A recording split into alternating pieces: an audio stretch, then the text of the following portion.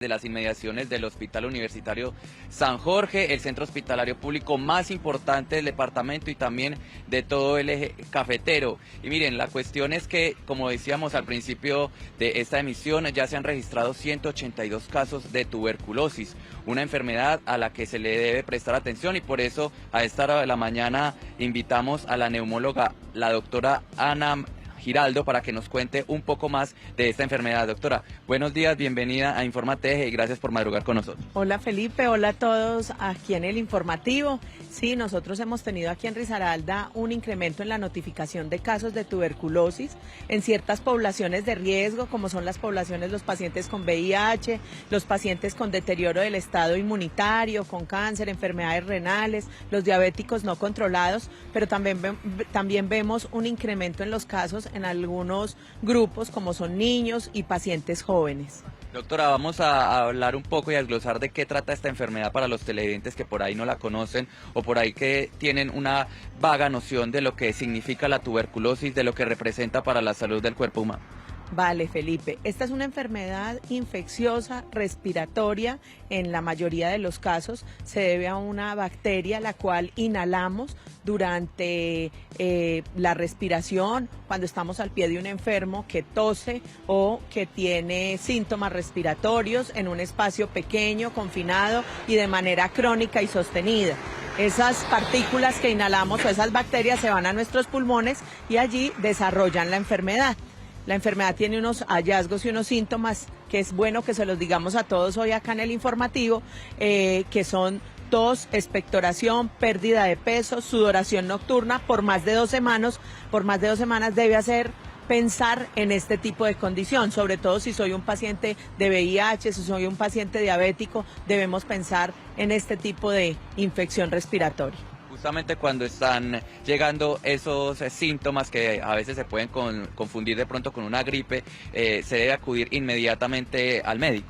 Sí, probablemente la tuberculosis empieza como cualquier tipo de infección respiratoria parecida a una gripe. Ahora tenemos mucha influenza, entonces no hay que, pensar siempre en acudir al médico, sino empezar un manejo en casa, unos cuidados, de cuidarse del frío, cuidarse de la lluvia, de la polución, de la contaminación ambiental, ponerse y abrigarse bien en esta temporada de lluvias, y si los síntomas persisten o se empeoran por las siguientes 2 semanas, sí debemos consultar porque puede tratarse de un proceso tuberculoso. Justamente, ¿cuáles son esas complicaciones que se podrían presentar de no tratarse adecuadamente? La tuberculosis es una infección bacteriana y esa infección puede dar en el pulmón, pero yo también puedo tener otros órganos comprometidos, como son el sistema nervioso central, las membranas que recubren el cerebro, las meninges, los riñones, los huesos. Entonces ella puede diseminarse. Por lo tanto, los síntomas también van a depender de el compromiso sistémico que tenga el paciente. Nosotros ¿qué vemos? Vemos que los pacientes con infecciones como el VIH o el SIDA tienen un compromiso sistémico, además de tener compromisos pulmonares, muchas veces tienen compromisos extrapulmonares. Los pacientes con desnutriciones severas, esto tiene una implicación, la tuberculosis tiene unas implicaciones sociales y demográficas que van con ella de la mano, por eso hay tantos mitos alrededor de la tuberculosis. Entonces la desnutrición, el abandono social, la falta de oportunidades, la pobreza, todos esos son factores de riesgo que están en relación con la tuberculosis. Ya hablamos de los síntomas, de lo que se debe hacer en caso pues de tener algún tema relacionado pues a esta enfermedad, pero ahora abordemos el tratamiento, cómo se debe realizar todo esto para no tener complicaciones. Muy buena pregunta, Felipe, porque el tratamiento es totalmente gratuito. El tratamiento está pautado desde el Ministerio Nacional de Salud, viene y se entrega a través de toda esa red de seguridad de salud que tenemos, institucional. Es subsidiado, no tiene costo. Lo mismo, las citas, las evaluaciones, las valoraciones por un caso sospechoso de tuberculosis deben estar pautadas dentro del programa de tuberculosis, dentro de cada EAPB o EPS o IPS, y no requieren o no se debe generar costos al paciente ni se deben tardar las valoraciones por los especialistas que vemos. Y el tratamiento es un tratamiento de un ciclo de antibióticos, algunas veces puede demorarse 6 meses, otras veces puede demorarse 12 o 18 meses. meses, dependiendo de la severidad del caso. Cada vez estamos tratando en la evidencia de llevar unos tratamientos más cortos para poder que los pacientes terminen sus tratamientos y tengan una mejor adherencia y no tienen ningún costo, vuelvo y repito. Doctora, también hay que explicar un poco si esta enfermedad necesita cuarentena. Ya aprendimos del COVID, ya aprendimos pues de lo que fue la pandemia hace unos años. ¿Cómo se debe sentir o cómo se debe mejor abordar a los pacientes que sufran de tuberculosis, sobre todo pues para quienes están en casa con sus familias, deben estar aislados en un cuarto? ¿Cómo es esto?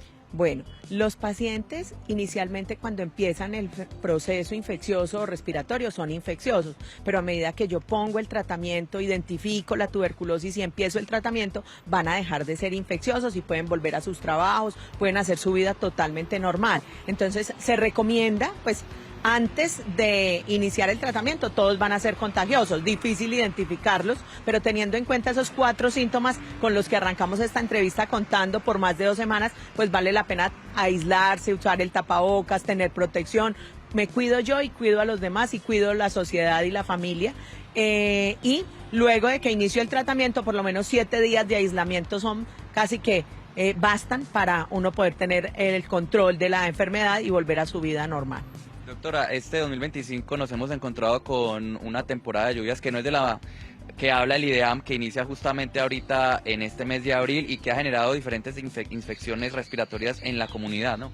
Sí, nosotros estamos ubicados en una zona de alta pluviosidad, tenemos aquí muy cerca la selva del Chocó, donde llueve bastante en todo el mundo, y no ha parado de llover. Desde diciembre hemos visto las lluvias, o desde noviembre más o menos hemos visto las lluvias que se van a incrementar. Yo les recomiendo a todos los que me están viendo hoy aquí en el informativo, cargar chaqueta, utilizar sombrilla, llevar su protección, utilizar tapabocas, estar con su esquema de vacunación adecuado y protegernos un poco del frío, de las corrientes de aire, porque va a estar el clima muy, digamos, llevado o va a generar mucho infecciones respiratorias. Se esperan ahora en abril y mayo pues una temporada de influenza. ¿Cómo la vamos a cómo nos vamos a proteger? Con la vacunación, el lavado de las manos. Si vengo a un sitio como el hospital o visito una clínica, el lavado de las manos debe ser fundamental. Ideal que todos volviéramos a utilizar el tapabocas como lo utilizábamos antes,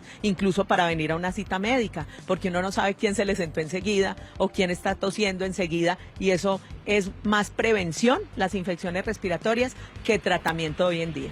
A la doctora Ana María le agradecemos mucho por haber estado con nosotros, Ángela María, en este espacio de Informateje para hablar un poco de lo que es la tuberculosis y de lo que debemos de hacer ahora que inicia esta temporada de lluvias para protegernos de esas infecciones respiratorias que se vuelven tan comunes en el ambiente.